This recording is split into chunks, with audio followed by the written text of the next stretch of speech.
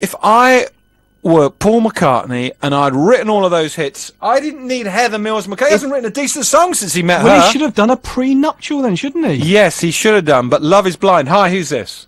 Good afternoon, Alex. Hello, Arthur. Sorry I got cut off yesterday. I received a text message from my friend, the big lardy barber from Squire's Barbers in Pyle Street, Newport. Ah, free plug for him. Right. George Michael will definitely fill out Wembley Stadium. Thank you, Arthur. And the reason I say that is because I worked there when he had the last concert there. He's got a very, very big following amongst people of a certain age anyway. Yeah. And I would also think that probably It's the Pink Pound. It's not the Pink Pound. Do you know Brighton will be empty that night. George Michael has a very small gay following. I went and saw him last year. He does not get the gay following. But on another tack with it, right, when I worked there, obviously the other fellow was playing with him because it was their farewell concert. Andrew Ridgeley, yeah. They had to turn the pickup on his guitar down because his playing was so bad. It's irrelevant. He was absolute. I mean, to be honest with you, George Michael really was the only person with anything in that group anyway. It's like me and Foxie and me and the Doc. I carry them. Foxie is the Andrew Ridgeley of this partnership, and when the Doc's here, he's the Andrew Ridgeley. Mm. Well, we just like having him around. And the other thing is, you're talking about Heather Mills. Spare a thought for Roman Abramovich, who's getting divorced. We were talking just about mentioned that. God knows what his wife's going to want off of him. Well, they reckon between 1 and 5 billion. They reckon she's probably like to end up with 1 or 2 billion. Well, it is an interesting thought for you, Simon, because I won't say your other name because that's also advertising, isn't it? Foxie? Yeah. Fox Property? Yeah. Yeah, but it's not Simon Fox, it's Simon Ratten. Exactly. So, Simon, I'll give you another little thought, right? Supposing Roman Abramovich's now-to-be ex-wife was a bit acrimonious. What about if she was to take her share of his mega fortune and perhaps go and buy into another Premiership club? It's unlikely, isn't it? Well, it would be a great thought, though, wouldn't it? Yeah, but how much do you think she deserves, honestly? Well, basically, half of his fortune. Absolutely. No, but I'm asking how much you think she deserves, not how much she's Bearing in mind, entitled let's to. say she's actually gone out and earned none of it. The thing is, Alex, right, she's given birth and brought up his children. Yeah. Right, so they should be the most important thing. They've got to have a lifestyle commensurate to what they've been used to anyway. Absolutely. Why? Why can't they just be millionaires instead of billionaires? Well, they probably could. I mean, I would like to have the interest off of it, you know? But, I mean, we're not likely to talk in them sort of figures, but the point is, if the woman's brought up the children, you know, and they've got to have the same sort of lifestyle, if he's earned that money when he's been with her, yeah, he should hand it over. But in the case of Paul McCartney, no, he shouldn't. All right, Len. Linda McCartney and Paul McCartney were together for 30 years. Then you know, Linda dies tragically. Poor old Paul McCartney is a broken man, and he's probably just one of those guys who needs a woman in his life. He made a really big mistake. Why should that woman now get her claws into millions and millions of pounds? Well, that's the whole point about it. See, she's married the fortune, not the bloke. And he should have had the prenup agreement. Exactly. Doesn't it look like a very calculated business deal on her part? And she knew she had to have a child with him. But apart from the fact he's mid-60s, well, you don't know that. Come on.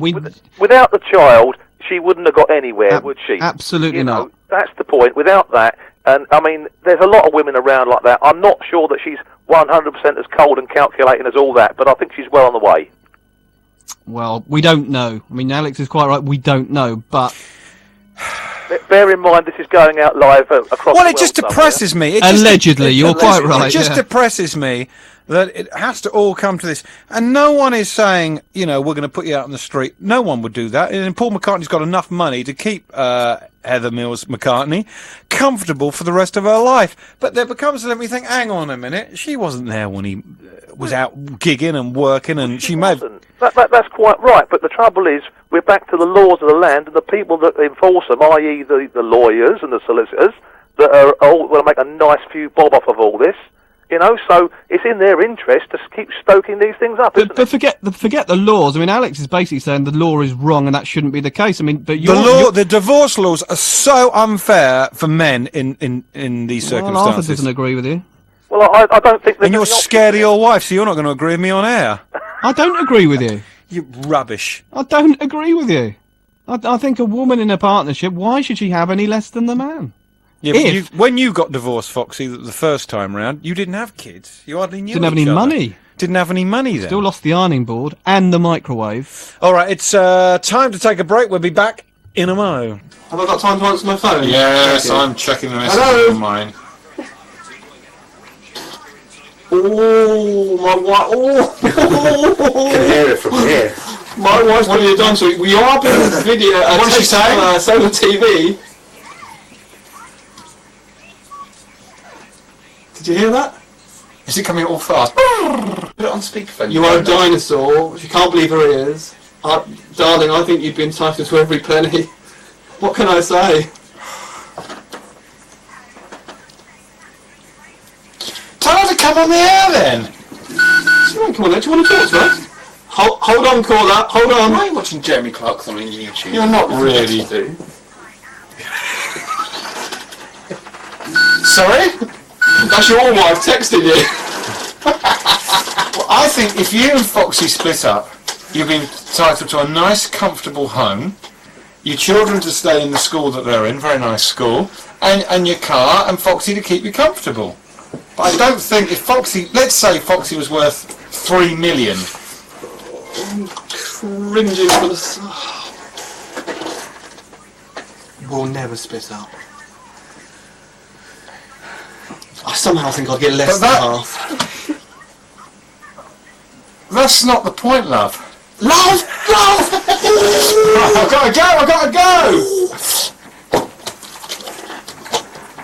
Oh dear! In the commercial break, Foxy's wife came on the phone. Oh dear. Oh dear! My ringing in my ears. It didn't help you calling her love.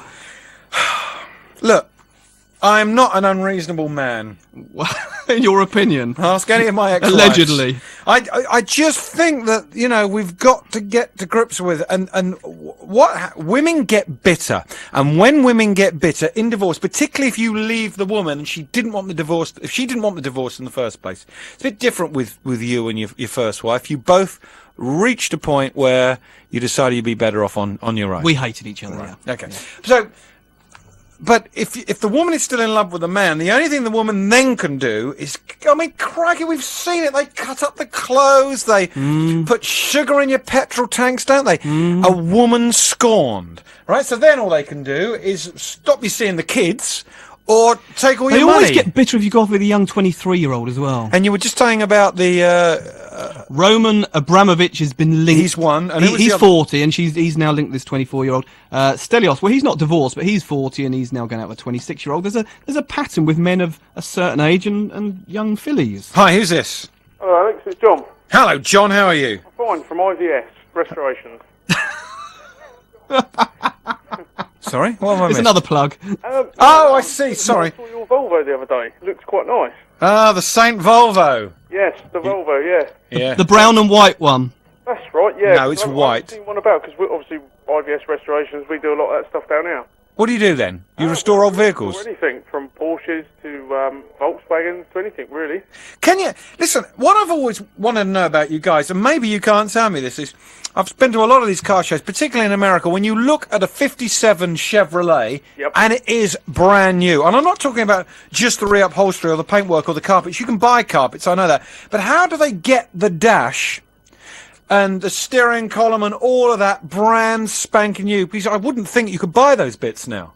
Some bits you can buy. I used to work for a company on the mainland that used to build drag race cars and specialise in old cars sort of thing. And you can import a lot of stuff. Most of it's shot blasted and recovered. And So if my 1960s Volvo needed a new speedometer and all those bits and pieces, like a new dashboard, you can still go out and get all that, can you? you probably could. If not, we've got a guy called Jim the Trim, actually, who does most of our stuff. He does a lot of stuff like that, and you'd be amazed what you can find in Germany or Jim the Trim. on the internet.